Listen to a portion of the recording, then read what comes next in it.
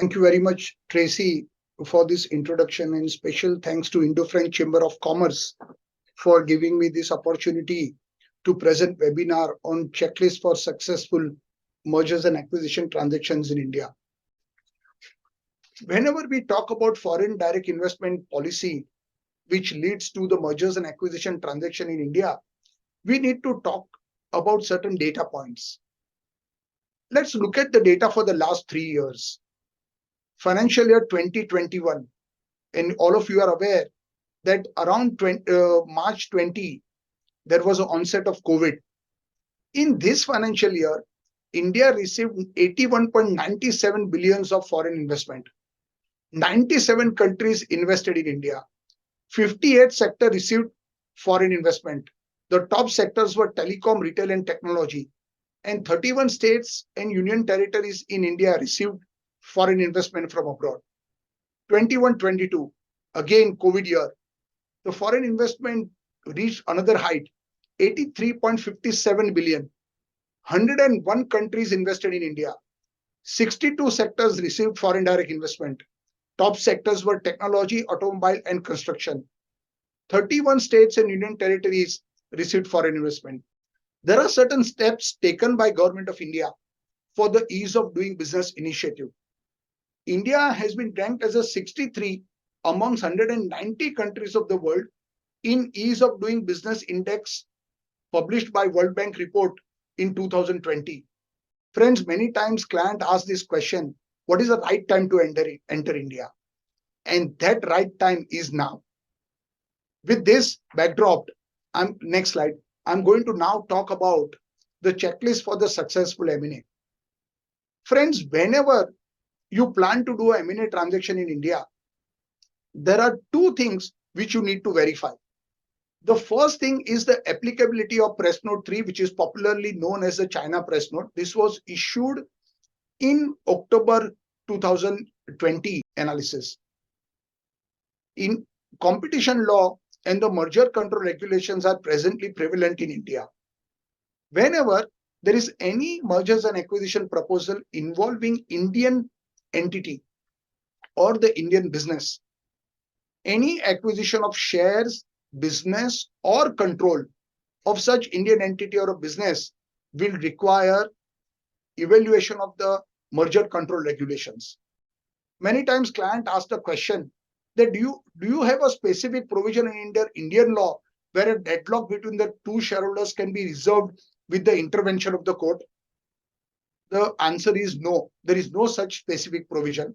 There are provisions in the Companies Act where you can invoke the jurisdiction of the company tribunal with regard to the impasse created between the shareholders under the provisions of operation and mismanagement. The next topic is the role of authorized dealer banks in India.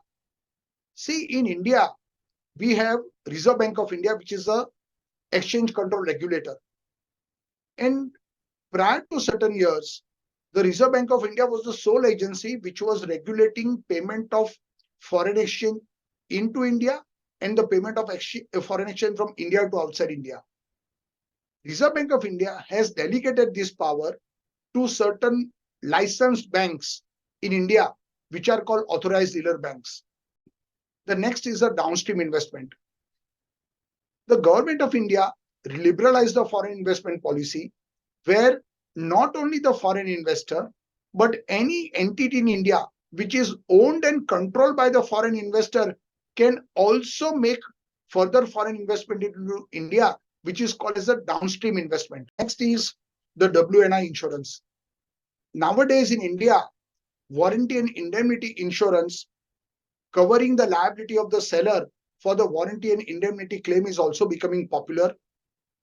It is extremely popular with regard to the private equity investors, where the funds have a limited life, and the WNI insurance will cover the liability of the funds once its holding period expires. The next is the governing law and the dispute resolution. Whenever M&A contract deals with the shares of the Indian company, and where one of the party is an Indian party, and the business of the target entity is in India, or in case of a business and asset purchase agreement where the buyers and sellers are in India, and the business of the assets in India, it is advisable to have Indian law as the governing law of the transaction documents. It is extremely time consuming, difficult, and challenging to enforce a foreign law in India. All of you are aware that any acquisition of the shares of listed company about 25% or more, or acquisition of control, will trigger a mandatory public offer. The minimum public shareholding in an Indian listed company is 25% for the continued listing. India has to achieve still considerable liberalization. But looking at the overall picture, India is a global bright spot. So, friends, when you want to invest in India, we will preserve your investment, we will transform your investment, and we will rejuvenate your investment. Thank you very much. Can you please share information of merger of private holding company into private subsidy company as well? Yes. So if there is a private holding company and the private subsidiary, they can be merged under the provisions of the Companies Act with the approval of the company tribunal.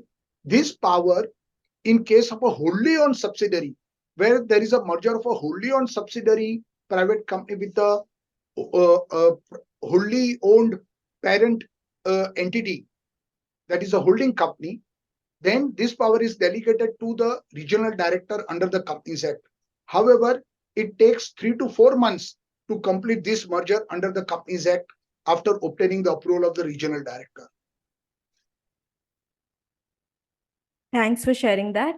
Now we have someone mentioning that, can you please go over the competition law in M&A transaction? What are the thresholds under which no evaluation from Indian regulators is needed? Yes. So if the target entity has assets not exceeding 450 crores, that is US dollar 56 million, or the turnover of the Indian target entity is not exceeding 1,250 crore, that is 156 million in India, then the investor will have the benefit of the small target exemption and no approval under the merger control regulation or the filing will be required. Thanks for that factual information. The same person has also asked that, can you also explain how to integrate the Indian entity in the parent company?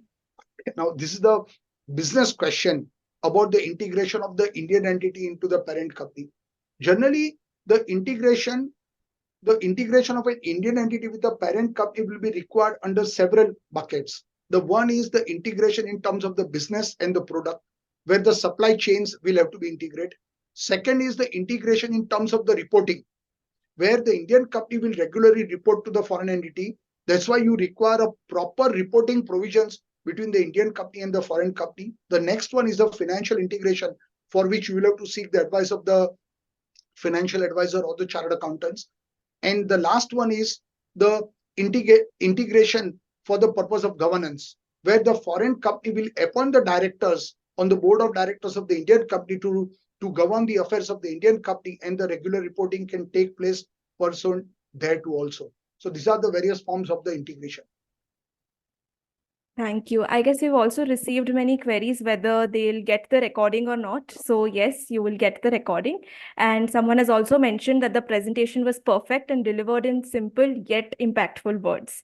So we can go to our last question given the constraint of time. What are some key negotiation strategies for Indian and French companies to achieve a successful outcome in an M&A deal? If you can share that. Yeah. So, one principle which I always tell this to clients: do as the Romans do in Rome, and do the deals in India as the Indians do in India. Many times, the European or the American or the Japanese or any foreign investor will suffer if you try to do the deal in India according to the principles of your parent country. See, we are a good place to do business, but culturally we are a lot different. In India, I always tell this to clients that nothing is simple. There is a complexity involved everywhere.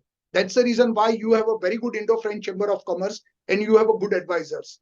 So take the help of Indo-French Chamber of Commerce to understand the cultural issues, and take the help of the good advisors. You require good lawyers, good chartered accountants, good tax advisors to explain to you the legal, financial, and the tax requirement, which will make your acquisition simple.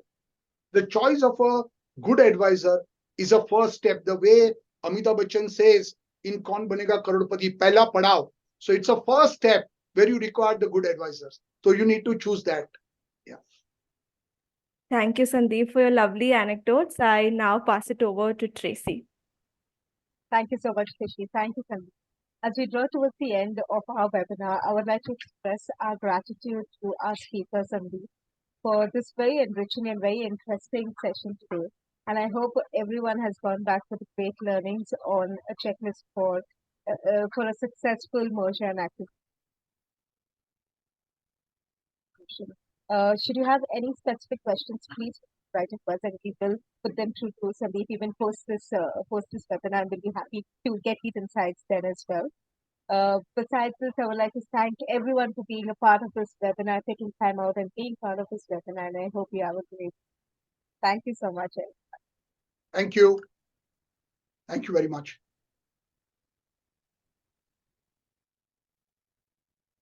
What are some key negotiation strategies for Indian and French companies to achieve a successful outcome in an M&A deal? If you can share that. Yeah. So, one principle which I always tell this to clients, do as the Romans do in Rome and do the deals in India as the Indians do in India.